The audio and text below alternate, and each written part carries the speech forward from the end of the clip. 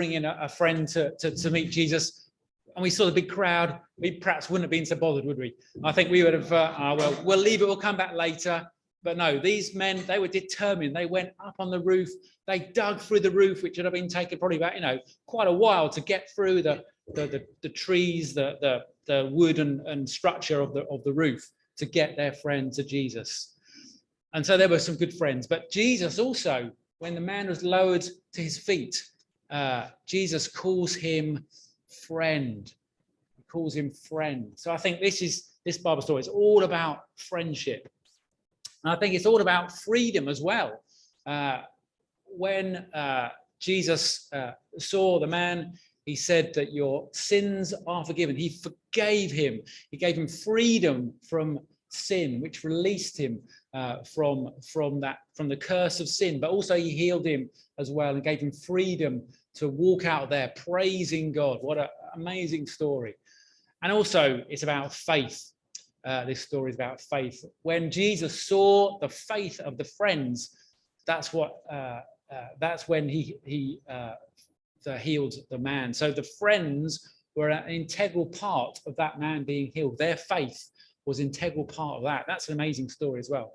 Amazing aspect as well, isn't it? That we can be part of someone's life-changing story. So it's about freedom, it's about friendship, it's about freedom, and it's about faith.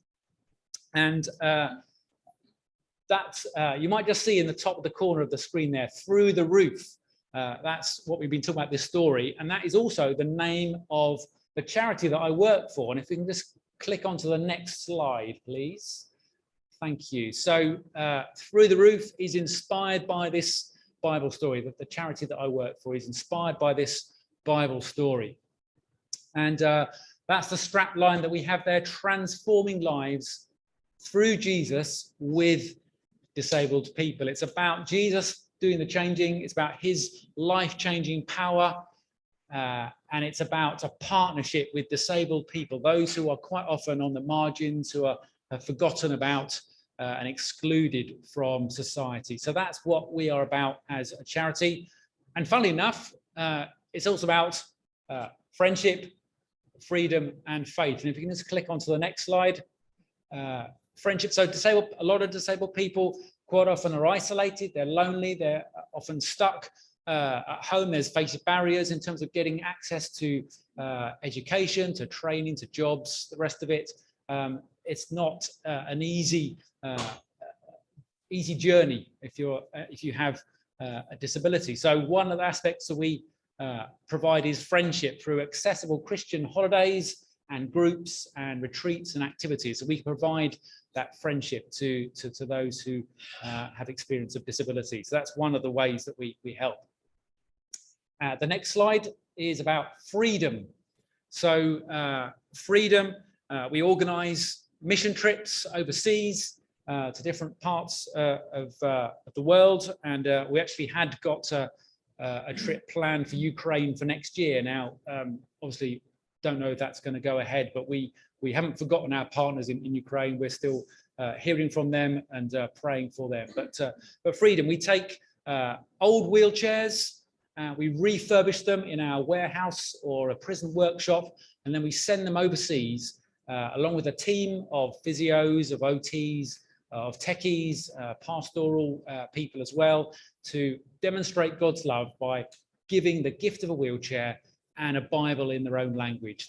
That's really important. It's not just the freedom of mobility through the wheelchair, but it's freedom through God's word as well. And that's really important. So you can just see, just flick back to the last one. Thanks. You can see one of our team members there have just fitted that wheelchair to that young man. He certainly looks very pleased to receive that. So that's another part of our work. And then finally, thank you. If you can click to the next slide. It's about faith. So we equip and train churches, not just in this country, but also overseas, to enable them to help disabled people to belong and contribute to God's kingdom. Because we've all got different gifts, strengths, offers, things that we can do to be a part of God's family. And that's no less the case for disabled people. So we are part of helping churches to really encourage disabled people into using their gifts. On our quick plug, as I finish off, a quick plug for our roof breaker project. So we would love to see a roof breaker in every church, someone who can just be that point of contact. We can support them, we can provide them with resources, free resources, publications, events, activities, the rest of it. But we'd love to see a roof breaker. So if you're thinking, yeah, I could perhaps be that person, then we'd love to hear from you, or have a chat to me at the end. That'd be great. But that's us in a nutshell. The final slide is just how to contact us. So do visit our website, throughtheroof.org. You can also contact us by email or social media, or the good old-fashioned telephone as well, if people use that these days. I don't know. So yeah, so that's about, in a nutshell, Through the Roof. And we'd love for you to join the journey with us if that's something you think would be good as well. Going to hand back to the worship team. Invited guests at a Sabbath meal, and he starts talking about invitations to dinner. And food and hospitality is quite a common theme amongst the Jewish people. But Jesus takes a bit of an unusual way of starting a conversation. He criticizes his host. Now, I don't know here, but hands up if you've ever been to a meal or a party where someone's criticized the host. Yeah, doesn't really happen that much, does it? Because you're grateful for the invitation, but this is what Jesus is doing. In verse 12 and 13, Jesus tells the host not to invite his friends, family, or neighbors to dinner, but to invite the marginalized members of society, those living in poverty or who have various disabilities, people who are overlooked and forgotten by society, those who couldn't repay the invitation. And we might like to think that perhaps things have improved, in Britain, 21st century, from that time in the first century. But sadly, the statistics show that in Britain, 67% of people felt uncomfortable talking with disabled people. And that's a lot of people that feel nervous, uncomfortable about relating to other human beings, which makes it obviously a difficult if you're in that position of not being wanted to be talked to. I have some friends who have a disabled daughter. She lives life in a wheelchair and is non-verbal. Obviously, encounters quite a lot of barriers, a lot of exclusions. And I think the hardest thing that my friends said that when their daughter was growing up was that she didn't get invited to parties. She didn't get invited to play dates. She wasn't welcomed. And sadly, the church isn't exempt either. The Lausanne Committee for World Evangelization said that only 5 to 10% of disabled people ever hear the gospel in their lifetime. And as a small charity, we're trying to change that. Again, we're only small, so we can't do it ourselves. We have to work with partners, with churches, Christians like yourselves. But turning back to the text, the instruction here not to invite friends or family is better translated as not to habitually invite your friends and family and neighbours. It doesn't mean you can't invite them, you'd be pleased to know, just not exclusively all the time. And the host is a Pharisee, and we can assume that there would have been other Pharisees present at the table. And the Pharisees and Jesus often clashed over interpretations of the law. They were very legalistic and emphasized the keeping of the law. They taught that the way to God was to obey the Jewish law and also the unwritten interpretation of it, which was handed down by tradition. So there was quite an exclusive way of actually living out the law. And so here we see this concept here of distance. The Pharisees living at a distance from other people and also from God because of their preference for religious study over relationship. And let's keep this in mind as we look at the next verse. Now, I'm not a Greek scholar, but I do like looking at the original Greek text to see if there's anything that we can find out more, gives an extra perspective. And in this case, I found something really fascinating. Well, I thought it was anyway. You might disagree. But so in verse 14, Jesus tells his audience that if they invite the poor, the crippled, the lame, and the blind to a banquet, they will be blessed. So I looked up this word of blessed, and it's actually quite a woolly English word. It doesn't mean anything. The root of the original Greek word was makarios, which for those who know Greek amongst us will know that it means at length. Now, if you're like me, you're thinking, well, okay, what's this got to do with being blessed? Doesn't make sense. So I looked into it further, and that the root of the word is at a distance, or security and safety. And so it was often used to refer to prosperous and wealthy people, or even gods, implying that there was a sense of distance between them and ordinary people. Is that making sense here? So the root of the word is about keeping distant. And the word is even used twice in 1 Timothy to describe God. So the meaning is about of blessing, or makarios, is about being God-like. So if you want to be blessed, if you want to be more like God, this is how you need to do things. So Jesus is addressing a group of people who consider themselves to be God-like and separate to the people. They would distance themselves from others that they consider to be inferior to themselves. You're losing me.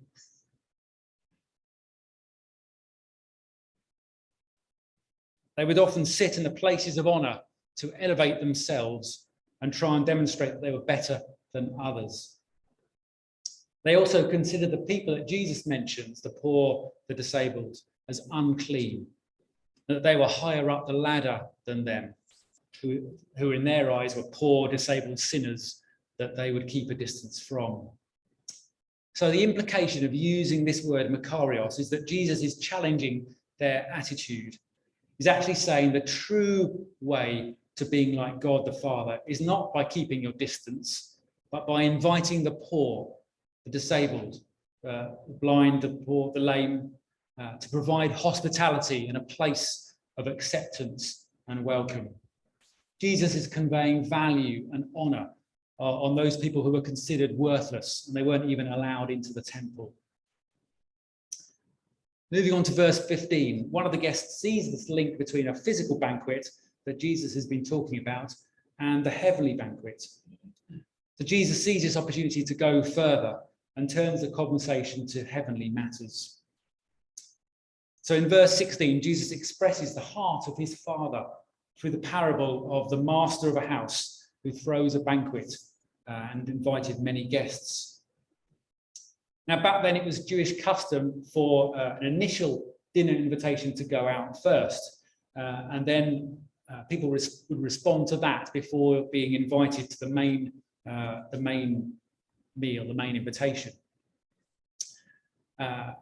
So when the actual time for the banquet came to take place, a second invitation went out to the guests. That's why in verse 17 it says that the master sent his servant to tell those who had been invited, "Come, for everything is now ready." So they were already aware that this was going to take place. So they've already accepted the invitation initially. And they're being told, okay, it's happening now. It's a bit like when you're shouting to your children, dinner's ready. It's that kind of thing. But verse 18 tells us that they all alike began to make excuses. One of them says he has bought a field and needs to go and see it and asked to be excused. In verse 19, another says that he has bought 5 oxen and wants to try them out, and also asks to be excused. Now, these weren't valid reasons. No one would buy a field or 5 oxen without seeing what they were buying first. And oxen and land are usually associated with wealth. And so to buy land and oxen, you had to be relatively well off. So the implication here is that these men were preoccupied with worldly, material things. And then in verse 20, the third man says he's just married, so he can't come.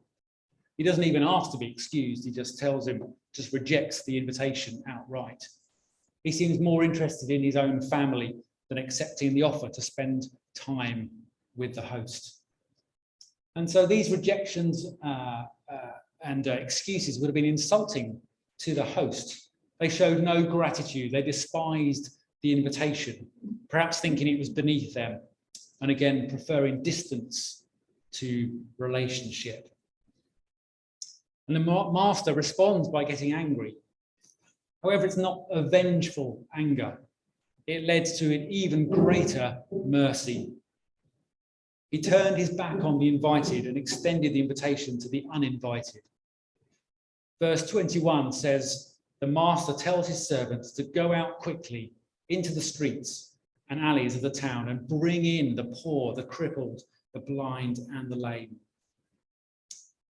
In verse 22, the servant clearly knows the master well and reports that this has already been done, but there's still room. So verse 23, then the master told his servant, go out to the roads and country lanes and make them come in. The original word here is compel. There's a sense of exertion and pressure, not by violent means, but out of love and a desire for the other person's benefit. Jesus implies that God's house will not be full without those who are poor and disabled. It's the desire of the owner that all should come in. So what can we take from this passage about God and distancing? Well, the 2 points, as I said, it's stay close to the master and stay close to the marginalized. It's easy to think, isn't it, that there is a distance between us and the Almighty, an all-powerful, all-knowing creator of the universe.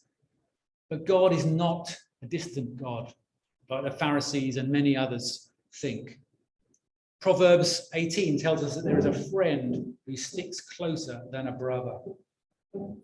Jesus wasn't restricted by social distancing regulations. He is a close and present friend, like a party host wanting our company. God is not a distant dictator, but he's a compassionate king. He's Emmanuel, God with us. The master wants to spend time with you this morning and with you each day this coming week. Revelation chapter 3, verse 20 says, Jesus stands at the door and knocks. If anyone hears my voice and opens the door, I will come in and eat with him and he with me. It's an invitation for us to spend time with Jesus at the meal table. Its invitation is open to everyone, no matter what value society places on us. God is close to us, and his invitation is there for each one of us to accept. So my question is to you, how will you respond to this invitation from God? So stay close to the master. That's the first point. Second point, stay close to the marginalized. I wonder who we might be keeping a distance from. So when we were forced to socially distance, that was everyone, wasn't it? We couldn't come close to anyone. It was quite a strange time. But as we start to reconnect with people and shake hands and hug and the rest of it, are we prepared to get close to the marginalized, the forgotten, the overlooked? Are we ready to welcome disabled people and those on the margins? Or might we be too preoccupied with worldly possessions, our own family or friends? Perhaps there could be someone that you could meet up with who's not an obvious choice, someone that you wouldn't usually invite to your home. Perhaps a neighbour living with disability, or a family with a disabled child, or someone who's different to you. Could you invite and welcome them in and share food and fellowship with them? I'm not saying you have to become best friends with them, but just in doing so, you might discover a different perspective, a new outlook that adds richness and enhances your own life experience, receiving as much, if not as more, than you give. And that's certainly been my experience over 20 plus years of working alongside disabled people. I've learned so much about myself, about others, about God through that experience. 5 years ago, our charity did a survey. We asked what the most pressing need was for disabled people. And the answer they told us was very simple. It was friendship. It's friendship. We all need friends, don't we? So are we ready to compel others through perhaps sacrificial love into God's kingdom? We can only do this, can't we, by being close to the Master, drawing on his strength, his love, his grace. We can't do it in our own strength. We have to accept his invitation. 1 John chapter 4, verse 19 says, we love because he first loved us. We can only do this out of God's love. Let me finish with an example from our international missions program I mentioned a little bit earlier. Our Wheels for the World program, which demonstrates God's love through the gift of a wheelchair and a Bible. So we save the old wheelchairs from landfill, we reuse them, we refurbish them, and then send them overseas to Christians in different developing countries. Then when COVID isn't happening, we send a team of physios and OTs and technicians to again assess disabled people and fit them with a wheelchair that's right for them. We share the gospel, offer them a Bible in their own language. And our teams help people like Peter. So Peter is in his 30s and lives in rural Kenya. He was in a road traffic accident which left him paralysed with a spinal injury, in pain and with seized joints. So our team cared for him. They attended to his pressure sores, which he'd got from being stuck on the ground, just living on the ground. He wasn't able to sit up, but over 4 hours, our team gradually brought him up to a position of about 30 degrees and stabilised his blood pressure. They found a wheelchair with a reclining seat that they could adjust for him. It was just right for him. And so they lifted Peter onto the wheelchair and wheeled him out into the sunshine. After 3 years of lying flat on the ground, he was able to sit up and eat and talk with people again. Peter and his 2 friends were so moved by the love and the care showed by our team that they wanted to find out more about Jesus and accepted him into their heart right there and then. Praise God. It's a great demonstration of compelling love in action, which resulted in new life and rejoicing in heaven. So to summarize, let's stay close to the Master. God invites us all to his heavenly banquet. He wants to be close to us, and there's still room at the King's table. Let's accept that invitation. And also, let's stay close to the marginalized. We'll be blessed if we do that. God's kingdom isn't complete without disabled people. So let's go out there. Let's compel people to show them the love of Jesus in our lives. May God bless you. May you know God's closeness this week, and may others also experience God's closeness through you. Amen.